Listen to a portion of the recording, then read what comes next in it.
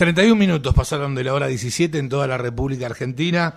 La agenda económica la vas a conocer a continuación en la voz de Juan Manuel Morales. Vamos, Juanmi. Qué día, ¿eh? Sí, está, la verdad que muchas novedades de último momento, aparte. Sí, y también el plano internacional que lo destacás. Lo destacás día tras día, que también es muy importante porque da cuenta de lo que está aconteciendo en el mundo, porque lo que pasa en el mundo impacta en la Argentina. Exactamente. ¿No es cierto? Vamos, Juanmi, dale. Mundo globalizado. Bueno, en cuanto a... nos enfocamos en el plano internacional y después vamos a las noticias nacionales en el término económico, ¿no? Primer punto, en Estados Unidos, bueno, han llegado a un acuerdo los republicanos y los demócratas para poder aumentar el techo de la deuda del gobierno federal. Ahora, esto ha sido condicionado. ¿Por qué? Porque el líder de los republicanos en el Senado, Mitch McConnell, bueno, dijo en un comunicado que están dispuestos a suspender el techo del endeudamiento hasta diciembre. O sea que el techo del endeudamiento se arregló hasta diciembre, que en diciembre lo van a tener que negociar nuevamente entre republicanos y demócratas. Repetime, no me quedó en claro. Los republicanos, a ver si entendí bien, sí. De lo contrario me rectificás. ¿Los republicanos le pusieron un techo al endeudamiento? No. ¿O todo lo contrario? No, hace más de 100 años que existe lo que es el techo de la deuda en Estados Unidos. ¿Qué quiere decir? Que cuando el Estado federal llega a un punto de deuda, se juntan en el Congreso y le ponen un nuevo techo. Después, cuando el endeudamiento sigue subiendo, alcanza ese techo, se vuelven a juntar en el Congreso y determinan un nuevo techo. Así, desde la Primera Guerra Mundial, más o menos que vienen haciendo esto. Hoy, el techo de la deuda de Estados Unidos está en un poquito más de 22 billones de dólares. Pero la deuda de Estados Unidos real está en 28 billones. Es decir, que la deuda real de Estados Unidos, del gobierno federal, está excediendo el techo vigente. Por lo tanto, se tienen que juntar en el Congreso para que acuerden un nuevo límite, un nuevo techo de endeudamiento, para que el gobierno se pueda empezar a endeudar nuevamente y cumplir con sus compromisos. De otra manera, digamos, el Estado federal de los Estados Unidos, el gobierno federal, solamente tendría efectivo para llegar hasta mitad de este mes, ¿no? Bueno, por eso estaban muy preocupados. ¿Qué pasó? Llegaron a un arreglo entre los republicanos y los demócratas, los republicanos opositores, obviamente, los demócratas que le responden a Joe Biden. ¿Para qué? Para suspender el techo del endeudamiento hasta diciembre. O sea, le van a aceptar seguir endeudando, digamos. Hasta diciembre. En diciembre lo vuelven a discutir. Pero ¿cuál es el punto? ¿Por qué en diciembre? Bueno, porque en diciembre se votan los proyectos de impuestos y de gastos de Biden. ¿Por qué? Porque el presupuesto se postergó para tratarse en diciembre. Entonces, en el mes de diciembre ya los republicanos van a poder negociar mejor el techo de la deuda para un poco más, con un poco de más límite, ¿no? Para más tiempo, y por el otro lado van a tener la posibilidad de negociar sobre el presupuesto, sobre la asignación de gastos y la presión impositiva en Estados Unidos. Bien, entonces, ¿se solucionó el problema? Sí. ¿Por cuánto? Y por 2 meses. Hasta diciembre. Claro. Entonces, bueno. ¿Y cómo ves el tema, Juanmi? Bueno, ahí... Llegado diciembre. Y hay que ver, yo creo que se tienen que poner de acuerdo, no queda otra. Los republicanos obviamente que se han puesto más duros en este sentido, de no aprobar tan fácilmente los techos de la deuda, porque ellos esperan que el gobierno de Estados Unidos, reduzca un poco el gasto público, sea un poco más austero y baje impuestos, ¿no? Entonces, ahora tienen las herramientas con la autorización para el techo de la deuda para poder negociar estas cuestiones en el presupuesto, ¿no? Que es la ley de leyes, ¿no? Que se va a tratar en diciembre.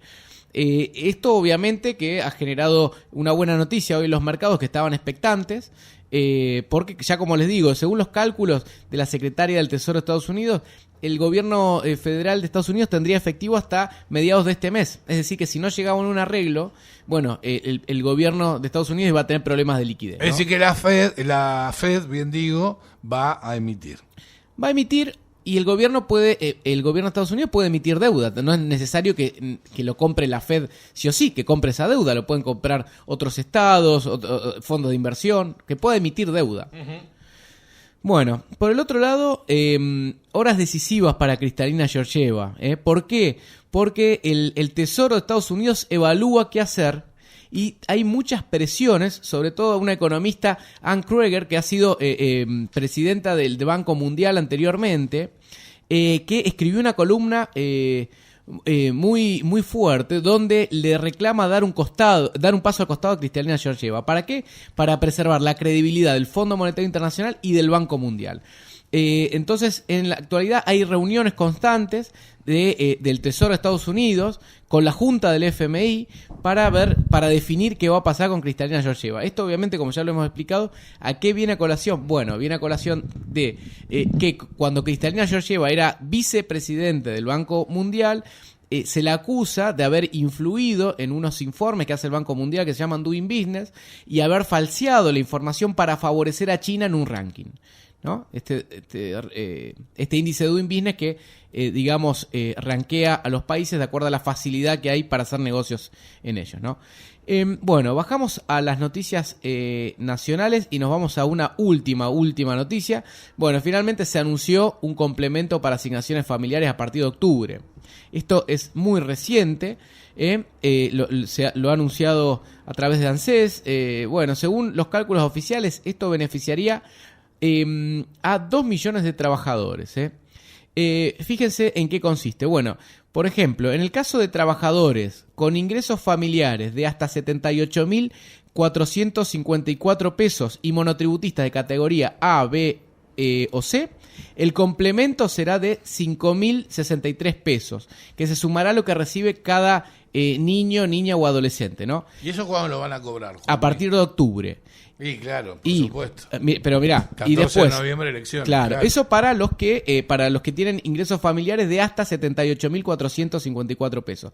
En tanto, los trabajadores que tienen ingresos familiares de entre 78.454 pesos y 115.062 pesos y monotributistas de la categoría D, el complemento sería de 3.415 pesos por hijo. Es decir, un ejemplo, una familia con 2 hijos que actualmente recibe que actualmente recibe 10.126 pesos de salario familiar, obtendría en octubre 20.252 pesos. O sea, se duplica. Estamos duplicando las asignaciones familiares. Ahora, cuando uno ve y dice, che, bueno, esta medida, ¿cuánto tiempo va a tener vigencia? Bueno, ahí hasta después de las elecciones. No, esto viene para quedarse. Porque el gobierno dijo que este complemento es una medida progresiva que se pagará mes a mes y que irá siendo superada hasta que los ingresos de los trabajadores recuperen su poder adquisitivo. Ahora bien, es decir, nunca. No, esto no lo van a sacar nunca. Ya está. Bueno. Populismo de largo largo alcance, digamos. Sí. O sea, medidas tomadas con liviandad. Que dañan el sistema productivo, dañan la economía, porque en cierto sentido no le hacen bien a nadie. Vamos a ver con qué déficit pagan esto. Pero bueno, populismo en su máxima expresión. Y medidas electoralistas. Bueno, nuevo cepo al dólar. Y acá rescaté una frase de Peche, que es el presidente del Banco Central, que la verdad me dio cierta cosita. Dice, ya demostramos éxito en la regulación cambiaria. Dice que hemos demostrado que tenemos experiencia y éxito en la regulación cambiaria. Y dice, tenemos la capacidad de proteger las reservas y cuidarlas para aquellos que ahorran e invierten en el país. A ver, querido presidente del Banco Central, me extraña que... Dale una clase, por favor. A ver, pero una clase de lógica, de razonamiento. Un presidente de un Banco Central de un país que tiene 50% de inflación anual diga que tiene capacidad para proteger a los que ahorran e invierten, es básicamente un hipócrita. Es ser responsable de la política monetaria de un país el cual tiene 50% de inflación anual, quinto país con más inflación en el mundo, que dice que tiene capacidad de proteger a los que ahorran e invierten, es un mentiroso y un hipócrita. Punto número 1. Pero después dice que... ¿Se lo creerá? Y no sé. Por eso digo que es un hipócrita, no sé. Tal vez no es mentiroso, tal vez es mitómano. Bueno, sí, es probable. Y después habla de éxito en la regulación. O sea, como si regular el tipo de cambio fuese un éxito. Entonces yo le pregunto a Peche, ¿es un éxito que tengamos un mercado paralelo de dólares? ¿Es un éxito que la gente no pueda ahorrar en pesos porque la tasa de interés se mueve por debajo de la inflación? ¿Es un éxito que faltan insumos importados porque no le venden dólares a los importadores? Es un éxito que la gente únicamente, no sé, después de rezar 5 Padre Nuestro pueda comprar $200 a precio oficial, que es lo que se le permite. Digo, ¿es un éxito para Peche que la brecha cambiaria entre el dólar oficial y el paralelo sea del 88%? ¿De qué éxito está hablando este señor? La verdad que no se puede creer. Y listo, no hago más análisis porque no merece más análisis. Bueno, pero relacionado, cepo al dólar, ¿no? Esta exitosa regulación. Sí. Aumentan las quejas por faltantes y aumento de precio. ¿Sabes cuáles son los faltantes que tiene el sector del campo, que tienen algunos sectores de la economía importante? Mirá, alambre, neumáticos, fertilizantes, repuestos de maquinaria agrícola. Lo básico. Alambre, fertilizante. Porque, claro, no hay dólares para venderle a los importadores. ¿Qué pasa? También hay una cuestión. Los importadores, ¿qué ven? Si yo sé que tengo un tipo de cambio, tengo un precio del dólar, y sé que en cualquier momento mi moneda se devalúa, ¿vos qué haces? Tratás de importar todo lo que más puedas ahora, cuando el dólar está más barato. Después se me va a hacer más caro, después de la devaluación. Bueno, nada, no. Y si eso ocurre, el Banco Central se queda sin reservas. Claro. Para hacer muy mal las cosas. Claro, exactamente. Muy mal las cosas. Esto no es, ¿viste? Que muchos economistas te dicen, no, esto es un problema estructural, la teoría estructuralista, que bueno, que Argentina, por su matriz productiva, por sus características económicas, tiene falta de dólares, ¿no? Lo que le llaman el problema de la restricción externa, no es la falta de dólares. No, el problema son los políticos que tenemos, que les cuesta mucho tomar decisiones y generar políticas públicas de calidad. Porque estos problemas no los tiene ninguno de nuestros vecinos, que no son ninguno industrializado tampoco, porque ¿no? Chile no es un país que se caracteriza por la industria, Bolivia tampoco, Uruguay tampoco, el mismo Brasil, bueno, algo tiene, pero es un exportador de materias primas también. Digo, Paraguay, sin embargo, no tienen estos problemas de restricción externa, como le llaman ellos.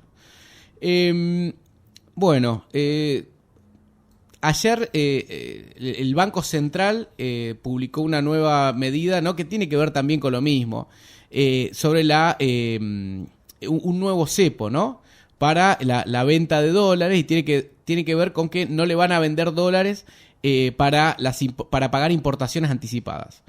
A los que importan solamente les van a vender dólares cuando se despachen los bienes que se importan en plaza. O sea, cuando llegan los bienes, ahí se les puede vender dólares para pagarles las importaciones. Si no, no se les va a vender. Ahora hay una cuestión. En el mundo, a la gente que importa, o sea, que ¿no le piden un anticipo? Claro, en el mundo, un país normal, te financian. Además, no hace falta que pedir. ¿Por qué en Argentina al que quiere importar le piden anticipo, le pide que pague antes?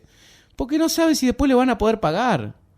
Por eso, en el mundo vos te financiás con tus proveedores. Un país como Argentina, una empresa que está en Argentina y tiene que importar componentes de, no sé, de cualquier país, se podría totalmente financiar con los proveedores y pagarle a plazo.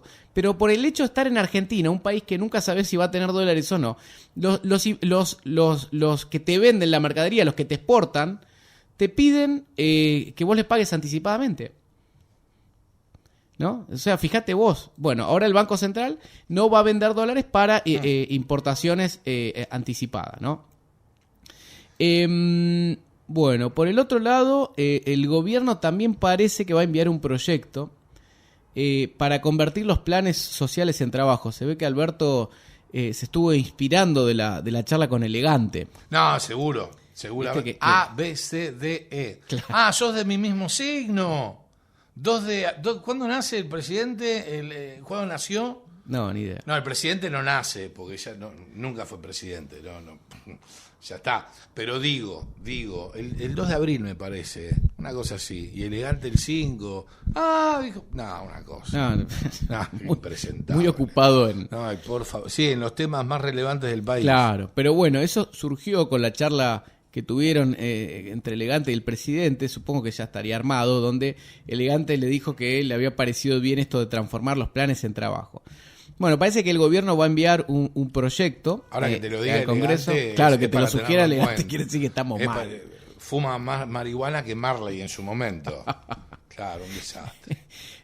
Bueno, y esto ya es algo que viene, digamos, impulsando el gobierno. Hubo un primer paso en agosto con los trabajadores rurales temporarios, ¿no? Que con una resolución entre el Ministerio de Trabajo y el Ministerio de Desarrollo Social, bueno, se generó, digamos, una condición para que los titulares de planes y programas sociales como Potenciar Trabajo, Tarjeta Alimentar, bueno, podían ser contratados para estas actividades rurales temporales sin perder las asignaciones, ¿viste?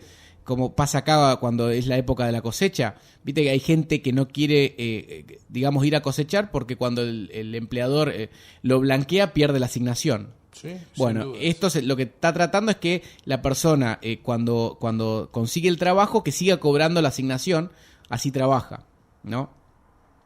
Vamos a hacer lo siguiente, Juanmi. Dale. Vamos a ir una tanda, ¿sí? Y a posteriori seguimos con el resto de los Dale. temas de la agenda Dale, económica. dale. ¿Te parece bien? Dale, vamos.